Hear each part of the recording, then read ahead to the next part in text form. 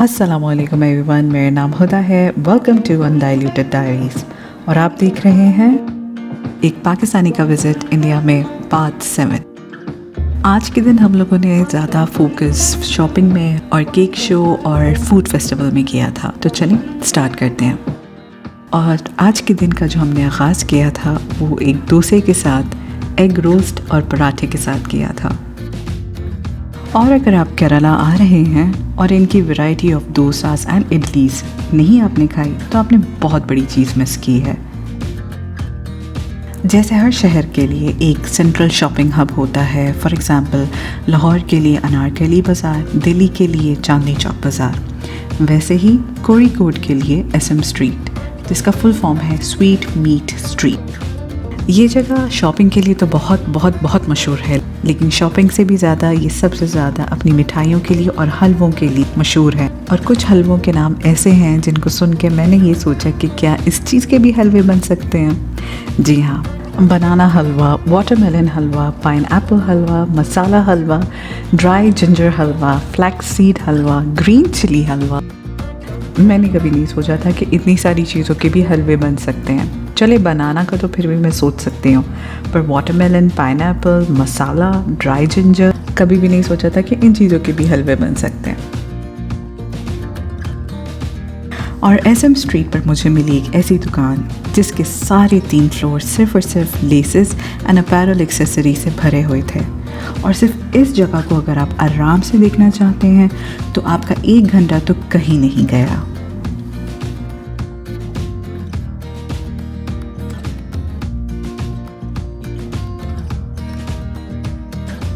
और अब हम पहुंचे हैं केरला मेगा केक शो।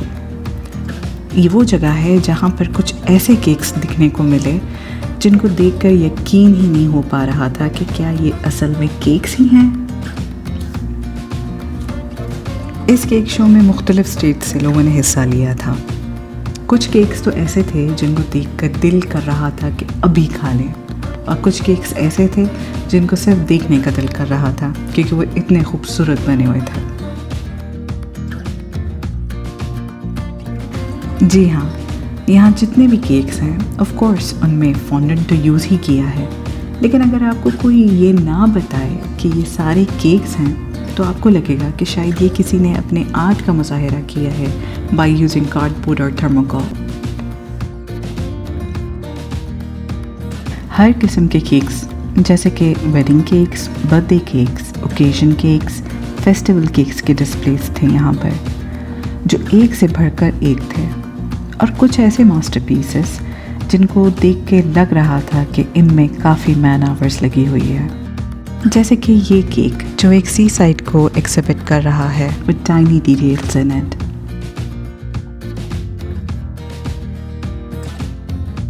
ये केक जो मुझे एलिस इन वंडरलैंड के मैट हैडर की टी पार्टी की याद दिला रहा है। और ये केक जो कथकली डांस का एक कैरेक्टर है। यकीन ही नहीं हो रहा था कि ये जनाब एक केक है। और ये हम सब की फेवरेट फरारी की सवारी भी, ये भी एक केक है। और मार्वल एवेंजर्स के ये हल्क साहब भी एक केक हैं। और अब हम जा रहे हैं फूड फेस्टिवल की तरफ। वहाँ पर पहुँचने के लिए हम एक एग्ज़िबिशन हॉल की तरफ से गुज़र रहे हैं, जहाँ पर मुझे जो लग रहा है कि जो फूड फेस्टिवल के जो स्पॉन्सर्स हैं उन्होंने अपने स्टॉल्स लगाए हैं। इलेक्ट्रॉनिक्स, प्लांट सीड्स, चाय पाउडर और मिठाइयों के स्टॉल्स थे यहाँ पे। अब कहते हैं ना कि जब आपको बहुत ज़्यादा खाना नज़र आ जाए, डिफरेंट डिशेस नज़र आ जाएं, आप कंफ्यूज हो जाते हैं कि आप क्या खाएं। और ऐसा ही कुछ हाल मेरा हो रहा था।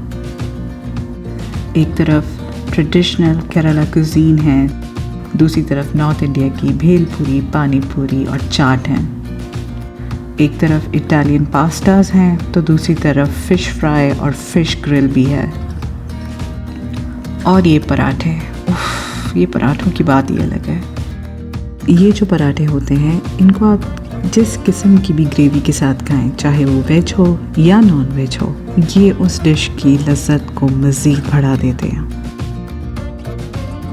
इस फेस्टिवल की एक बात जो मुझे बहुत अच्छी लगी थी कि ये फैमिली फ्रेंडली तो बहुत ज़्यादा तो था ही था, लेकिन उसके साथ साथ यहाँ पे एक कॉन्सर्ट भी हो रहा था, ओपन एयर कॉन्सर्ट। मुझे नाम तो नहीं आ रहा कि कौन सा बैंड यहाँ पे आया था परफॉर्म करने के लिए, लेकिन एक मशहूर बैंड आया हुआ था, तो हमने वो भी इंजॉय कर लिया। आउटिंग भी हो गई, एक फूड फेस्टिवल भी देख लिया और ओपन एयर कॉन्सर्ट का भी लुत्फ़ उठा लिया।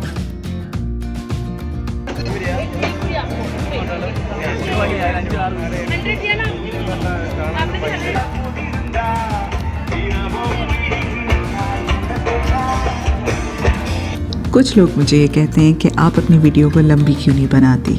उसका आंसर ये है कि एक 5 से 8 मिनट की वीडियो को बनाने में और उसमें वॉइस ओवर देने में बहुत टाइम लग जाता है मुझे, क्योंकि मैं एक प्रोफेशनल तो बिल्कुल हूँ नहीं, तो वॉइस ओवर देना, रीटेक्स देना काफ़ी हेक्टिक हो जाता है, जिसकी वजह से कभी कभी 5 मिनट का भी वॉइस ओवर देना बहुत मुश्किल लगने लगता है।